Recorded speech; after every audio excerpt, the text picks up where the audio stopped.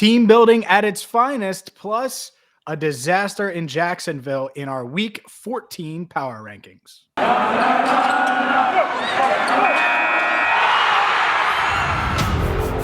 You are Locked On NFL, your daily NFL podcast. Part of the Locked On Podcast Network, your team every day.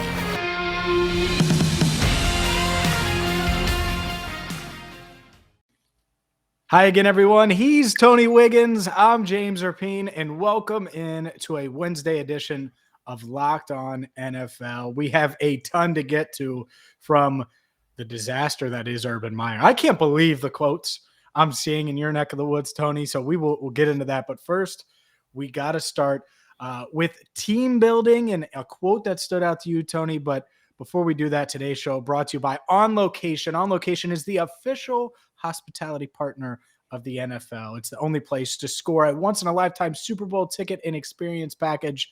Visit onlocationexp.com/SB56 for more information or search Super Bowl On Location. And Tony, like I said, your Jags, well, they will not be in the Super Bowl, but a team that could be is the Rams. And the Rams, specifically Cooper Kupp, had a quote that stood out to you this week.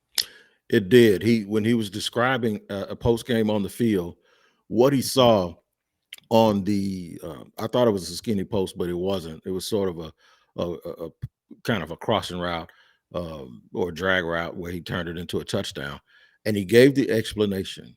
And Quincy Avery, the quarterback guru, jokingly said, don't argue with people about football if they can't understand what he just said. And it wasn't really a shot at people who didn't understand what he said.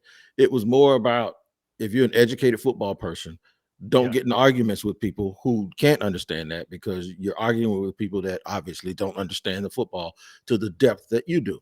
So what it reminded me of, along with the description given by Dan Orlovsky about that play on social media, ESPN's Dan Orlovsky, and with the end of game scenario on Monday, where the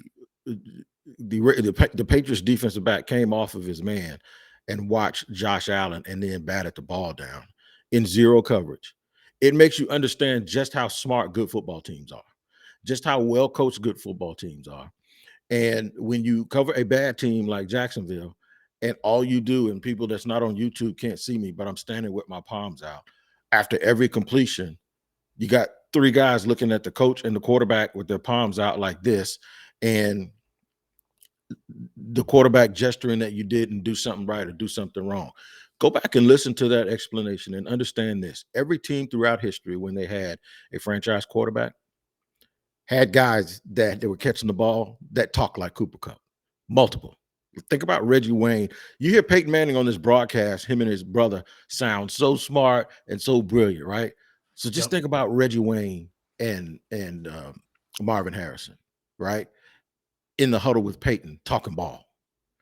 This is why good teams are good. Think about Wes Welker and Randy Moss talking ball with Tom Brady. This is why good teams are so good. So when you have a team that's a bad team, just realize how far you have to go when you think about the fact that other teams are they're basically talking that way. That's how they're communicating.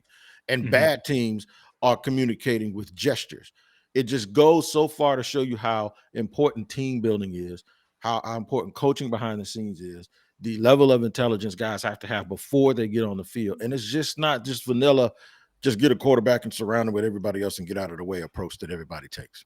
Yeah, as you were describing that, you know what I thought of? And I remember when this happened, I thought he was going to go off. I thought he was going to resurrect his career and continue to build his Hall of Fame case. But I'm in Cincinnati, so I know Chad Johnson. Everyone knows Chad Johnson, Chad Ochocinco. And he gets traded to the New England Patriots. And it's this huge, huge story, this huge, huge deal. And guess what? He had 216 yards and one touchdown. And he admitted it. And he admitted why. Because he couldn't get the playbook down to the level that it needed to be down to the T, run every route perfectly for Tom Brady. And if you can't do that, then you're not going to fit. It doesn't matter how talented you are. So that, to your point, is what you're talking about. Antonio Brown, by the way, can do it when he's healthy. Mike Evans can do it. Chris Godwin, a lot of the guys that Tom Brady's played with over the years. But guess who can't? Or didn't, rather? Chad Johnson. And that's why he was there for 1 year. And guess what? Replaced by Brandon Lloyd. Right. And it's not a knock on him because he had learned how to do things one way his whole life. And it's also not a knock on Reggie Wayne, who went in at the end of his career, and Reggie Wayne was like, screw this, and he left. Because, you know, I don't know if it was because of the mental aspect of it. It may have been a total aspect, but it just goes to show you, man, that we sometimes look at bad teams and we think about the talent and we just go, well, they got this guy, we got this guy, they got this guy, we got this guy.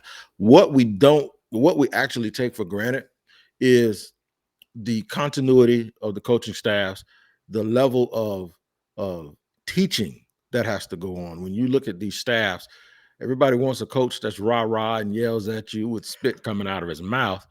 But the level of teaching and understanding that has gone on. I'll give you another example of a team that's really, really good coming down the stretch, and they're going to be the team that I probably switch up for. You know, I'm a switch out artist now.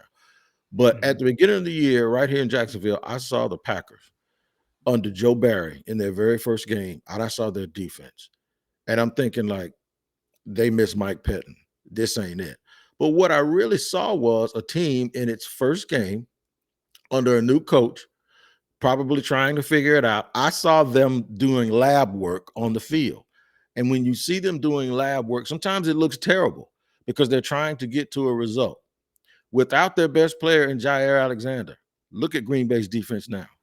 Yeah. The learning, the communication, the cohesiveness, and all of the work that has gone on. Those guys all look like they're joined by some sort of bungee cord where you go here, I go here, and they're playing that way, and they're doing it against good teams. I think we take it for granted as fans, and not only as fans, as people in the media sometimes, that when we look at what a good team really is, Cooper Kupp's definition, and the Rams had been losing games, but the way that he spoke about what he saw, it reminds you that this game is way above a lot of our understanding, and this game is bigger than just having names on paper. For sure. No doubt about that. And that's the thing that the Rams trying to figure out a bit after they had a couple big names, Von Miller, Odell Beckham Jr. They beat the Jacksonville Jaguars. What was it? 37-7. It was a blowout. It was ridiculous. And well, let's go to the league's basement because the Jaguars might not be the worst team in the NFL, but it feels like they're the most dysfunctional, at least right now. And we're going to get your opinion because you're right there in Jacksonville. So it's great. Let's check in our weekly urban check. Maybe we need to have one of those, which is ridiculous because I thought he'd be more buttoned up than he is. But we'll get to that in just a second. But first, I got to say, Super Bowl 56 is at SoFi. It's less than 100 days away. And On Location, the official hospitality partner of the NFL, is the only place to score a once-in-a-lifetime Super Bowl ticket and experience package. Select your exact seats. Choose from elite experiences featuring an exclusive pregame celebration with NFL legends, 5-star Los Angeles hotels, and food by the great Wolfgang Puck. Visit onlocationexp.com/SB56 for more information or search Super Bowl On Location. That's onlocationexp.com/SB56 or search Super Bowl On Location. And BetOnline.ag is where you need to go for all of your wagering this season and every season. 2021 is coming to an end, but guess what is not coming to an end? Football season is not ending. Basketball season is just getting started. There's been boxing and UFC just about every single weekend for you to take advantage of. And you can do it now because of a bold new interface on the website, on your mobile device, or on your laptop. All you got to do is go sign up today, and you'll get a 50% welcome bonus when you use the promo code Locked On. BetOnline is the best place, the only place, the leading place for you to go for all of your wagering needs. Make sure you take advantage of the 50% welcome bonus by using the promo code Locked On. That's right. The promo code is Locked On to take advantage of that 50% bonus. BetOnline, that's the place for you to be. That's where I go and you need to go to. All right, man, bringing it back in here with James Rapine and myself, Tony Wiggins, here on a Wednesday. We were just talking about the Rams and how they hadn't been winning lately with all of the new additions. I know the average mind would go, Wig, you just explained why the Rams are so good because of Cooper Kupp, but why they've been losing on defense.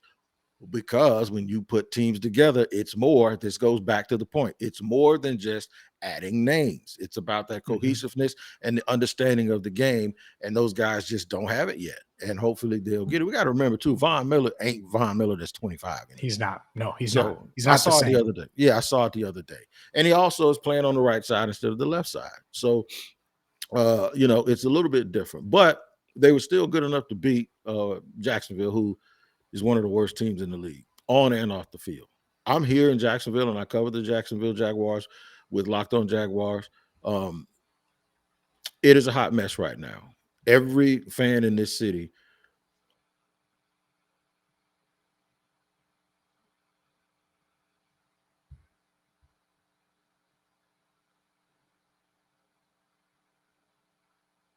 every single fan in this city hoped and wished that one of those college jobs that came open would have came calling for Urban Meyer and got him out of Jacksonville. And I've never seen in a matter of 10 months, not even 10 months. If you just go back to after the draft when they drafted Trevor, it's been 6 months. I've never seen a quicker turnaround. These people here knew Urban from Florida. Yep. These people here respected the fact that they went out and got somebody who was supposed to be detail-oriented and buttoned down. And then you get Trevor Lawrence. They followed Trevor Lawrence's entire career. This was at an all-time high, and now this fan base is at an all-time low. And the number one culprit for that is you can't blame – normally the fans blame someone who used to be here. You can't do it anymore. You can't do it anymore. This is squarely on Urban Meyer, and he has been absolutely atrocious as a buttoned-up leader. You're going to read that quote, and I'm going to tell you – I'm going to let you read it because it's so shocking, and then I'm going to tell you why it's so ridiculous.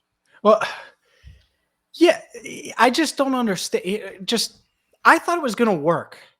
I thought it was going to work because the reason Nick Saban didn't work in the NFL, and everyone talks about this, to me, it's because he didn't have a quarterback. And if Drew Brees ends up there, then everything changes in Miami, and he didn't.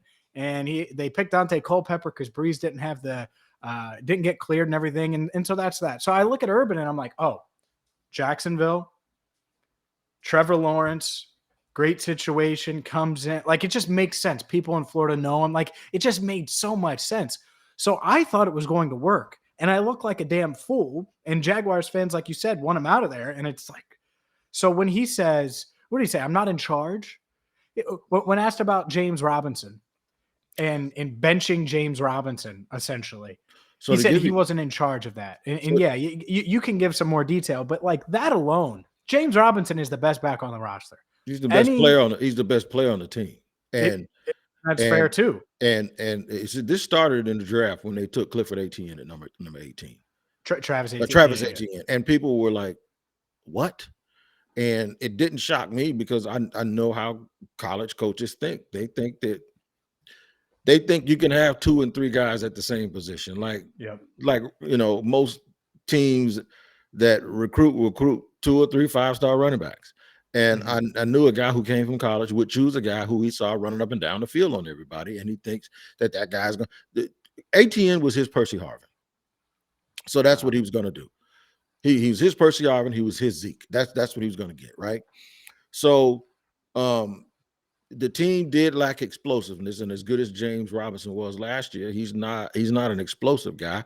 He's just a guy that's going to get you 6 yards every time, right? Which is okay by me. And he's always going to lean. If you hit him at the 19-yard line, he's going to lean and get 19 and a half. And in the NFL, that means a lot. So he's never going backwards. If he's almost at the goal line and they rule him down, well, the replay looks back. He wasn't down. He put his hand down and he stretched over. He got a touchdown. So that's just the kind of dude he is, man. Undrafted free agent. Some of us have felt that he's tried to replace him from the very beginning. The kid fumbled for the first time in his life 2 weeks ago. They bench him for 20 plays, and he's already playing injured. Then he fumbles the first play from scrimmage the other day because Andrew Norwell misses a block, and the GOAT, Aaron Donald, of all people, comes in unblocked and hits the kid as soon as he touches the ball. Ball comes out, they give up the ball, they go down 3-0. injury to insult, Jalen Ramsey is the one scoops the ball and starts running with it, right? Trevor tackles Jalen Ramsey. Looks like he's holding on his ankles a little bit too long. Jalen takes his head and slams it into the ground. So everybody's going all crazy. So James Robinson was out for another 16, 18 plays before he touched the ball again. Yep.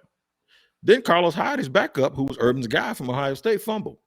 Carlos Hyde goes right back into the game. Yeah.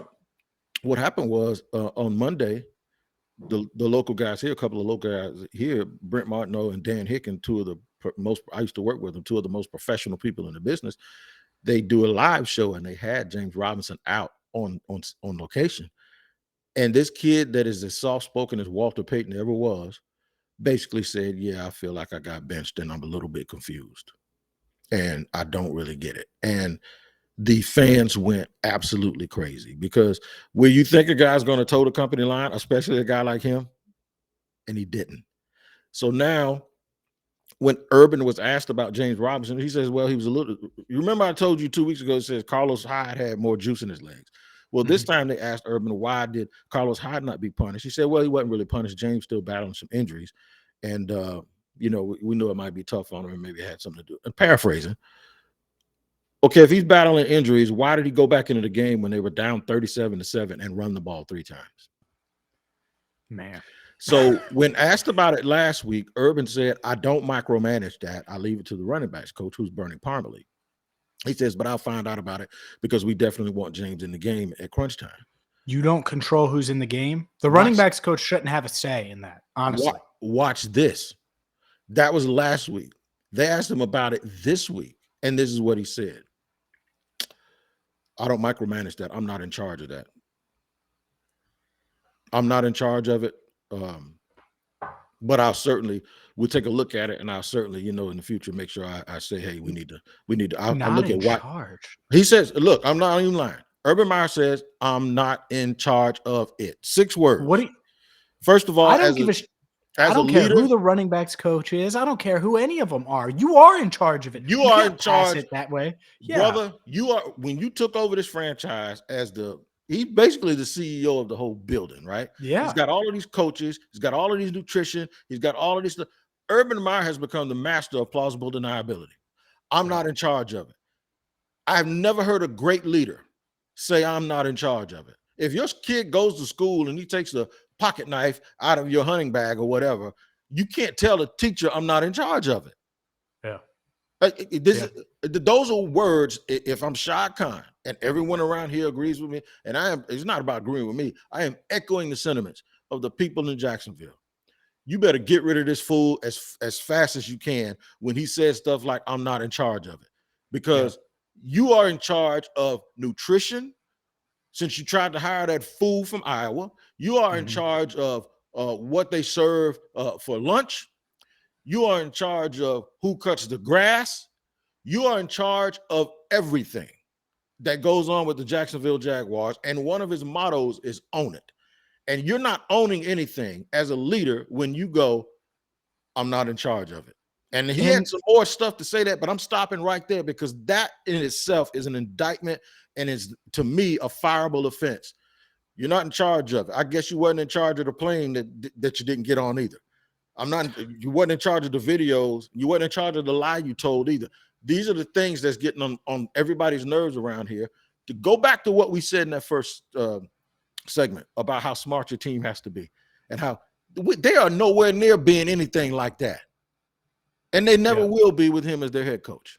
Yeah, that's crazy to me because he's used to being all hands-on CEO. He's used to running all that. He did it at multiple places, multiple times, and built winners. And to pass the buck like that, I don't know what the hell he's thinking saying that. And one thing that I just thought of, if he does make it to next year, I think Ezekiel Elliott might get cut. He's not the best running back on his team. James Robinson's in the doghouse. I'm just saying. I'm not saying, I'm just saying. You ain't got to tell me twice. I would not be shocked at all if James Robinson gets traded and Ezekiel Elliott comes in, which, by the way, people will crush them if that's the case. And they'll say, we have Travis Etienne, we have Ezekiel Elliott, and who knows, maybe Carlos Hyde's the third back or something. But that wouldn't shock me. Wouldn't be surprised if they go make JT Barrett the backup quarterback either. Oh, my God. They already tried to make Tebow a tight end. Yeah, Add that that, didn't work. add that to it too. Go ahead, all of this stuff, man. They are never going to catch.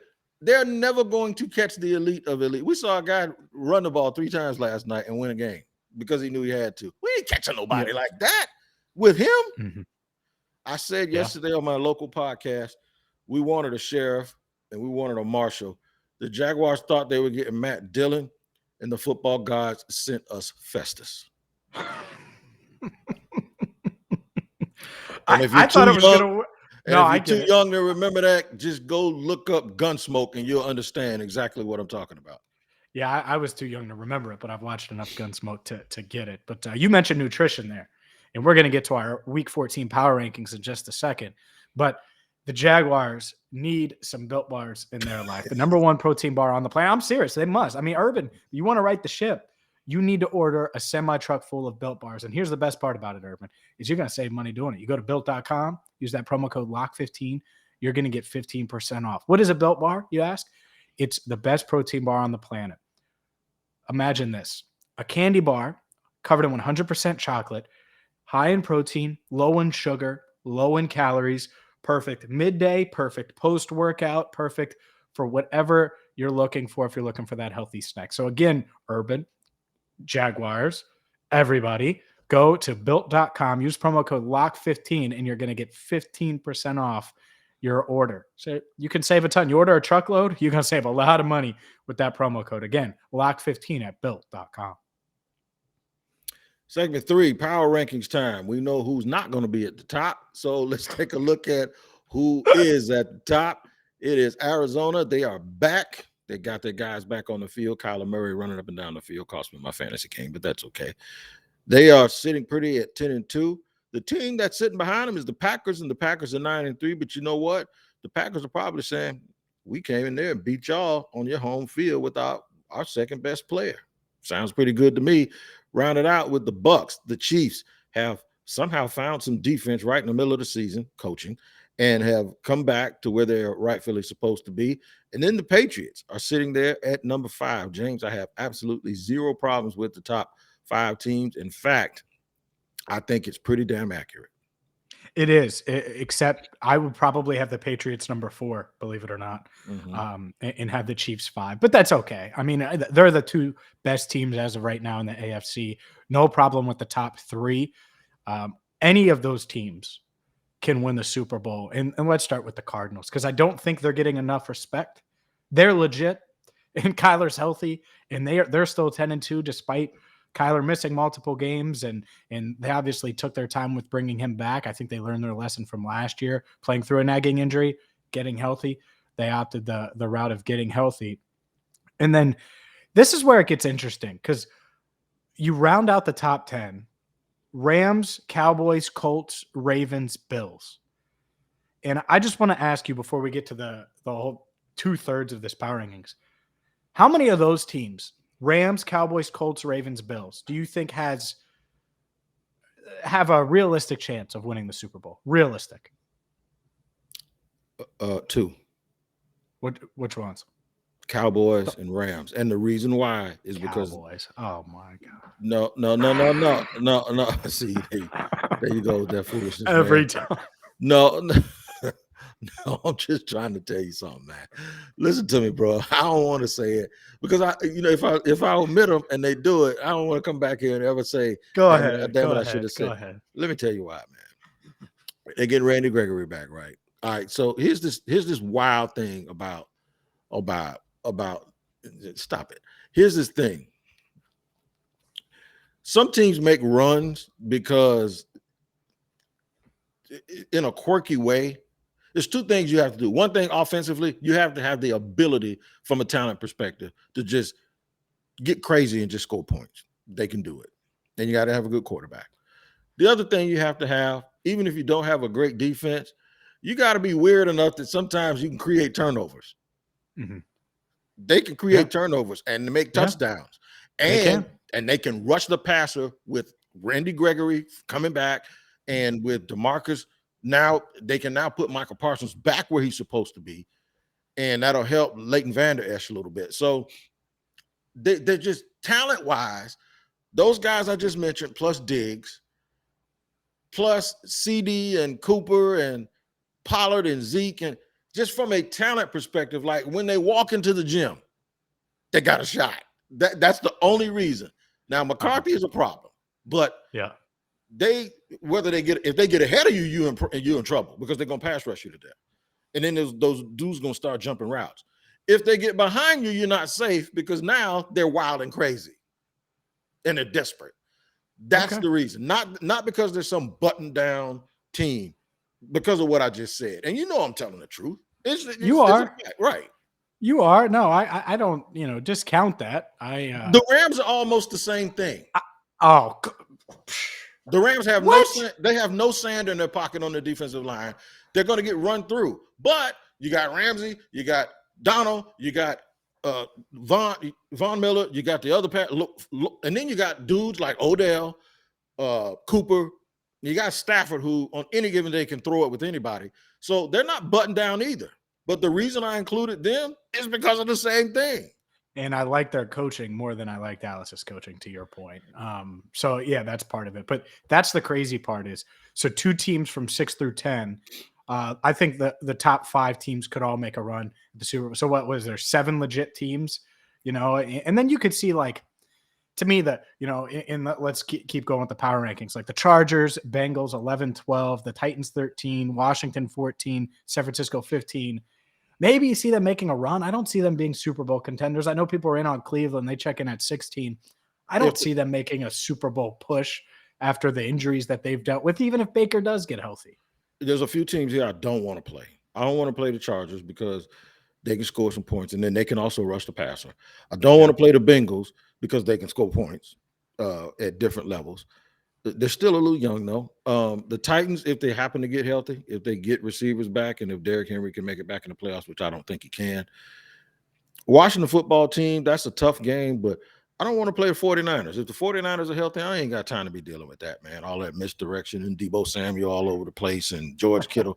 It's just like these are the teams now that you hope to avoid if you got a tough game the next round. These aren't one of those teams you want to sit on a bye for 2 weeks and now you got to deal with all of this foolishness. You know what I'm saying? Yeah. No, yeah. I totally gotcha. And then I think there's certainly a tier drop. Like after that, you have the Raiders, who are really clinging on at 17, the Steelers 18. And yeah, they're coming off of a big win, but do you really buy them? They moved up 3 spots this week. The Eagles, the Broncos, and then so that rounds out the top 20. And then 21 through 32, you got the Dolphins, you got the Vikings at 22, New Orleans at 23, the Seahawks at 24, Carolina 25, Atlanta 26, the Giants 27, Bears 28, Jets 29, Lions 30th, your Jags 31st, the Texans 32nd.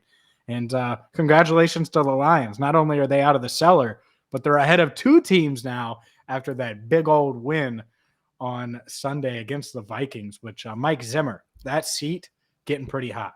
It is. Out of this back group, let me tell you the team that benefits most from this being a 17-game season. That's Miami. Because at 6 and 7, normally you'd have to win out to make the playoffs. I'm not so sure they have to win out. They might be able to go 9 and 8 and get in. Because even though there's a lot of teams in that top 16 from the AFC, in fact, I'll count them 1, 2, 3, 4, 5, 6, 7, 8, 9. Yeah, there are 9 teams. There's some teams up there like the Browns. The Browns are in a tough division. They could lose a bunch of games down the stretch. They're only a half a game ahead of the Dolphins. The Titans, they continue to be hurt. The Colts are surging. The Bengals are in that same tough division, and they're 2 games ahead or a game and a half ahead of Miami, and then the Chargers. So for me, it's just a matter of Miami just kind of hanging in there and continuing to play well. They won 5 straight games. They will benefit more than anybody from an extended season if they're able to creep into the back end of the playoffs and the wild card. And of course, when they get there, they're going to get smashed. But still, we were wondering who that team is going to be. And that's who I think it is. I think it's them. They're going to benefit more than anybody. And maybe Philly, if Gardner Minshew continues to do that whatever the stuff that he does. Yeah. Yeah, Gardner Minshew's a different topic. I don't know what the hell you guys were doing. I don't know what a lot of teams are doing. Well, he was on Trading his him. he was on his rookie contract. You shouldn't have traded him for a sixth conditional fifth. You just shouldn't No, have. and well, the thing is there should have been a market for him because he would be the best quarterback in Denver. He would be potentially the best quarterback in Pittsburgh. I mean, there's a lot of teams like that that could have used him. The Browns. Who would you rather have? Right? I'm not saying you're off on Baker, but moving forward, do you pay Baker or do you go get a guy like Gardner Minshew and let him compete? You know what I'm saying? So Mhm. there are some teams, Washington football team, even though Heineke's playing pretty well. I like Gardner a little bit, So the Giants, why wouldn't the Giants try to get him as a backup versus who they? So yeah, a lot of teams like that. Either way, that is the power rankings. And Tony, well, looks like things are going to get worse before they get better in Jacksonville. We'll see. And then the team I cover, we'll see if Jamar Chase is going to stop batting balls in the air and catch up. Because if he does, the Bengals might have been higher in those power rankings. But No doubt, it's no going to do doubt it for about it. today's show. Yep. Make sure you check out the Locked On Bets podcast with your boy Q and Lee Sterling also. And make it your second listen of the day, because I'm telling you, before you go to Bet Online, you listen to that show and then you go, and it's going to work out a lot better for you. So make sure you find that, listen to it, and subscribe to that great podcast. James, take care, man. And we'll tell the folks, take care of each other as we always do. And make sure you tune in to Locked On NFL tomorrow. Of course, the guys will be here to bring you a great show, and Locked On Bengals and Locked On Jaguars.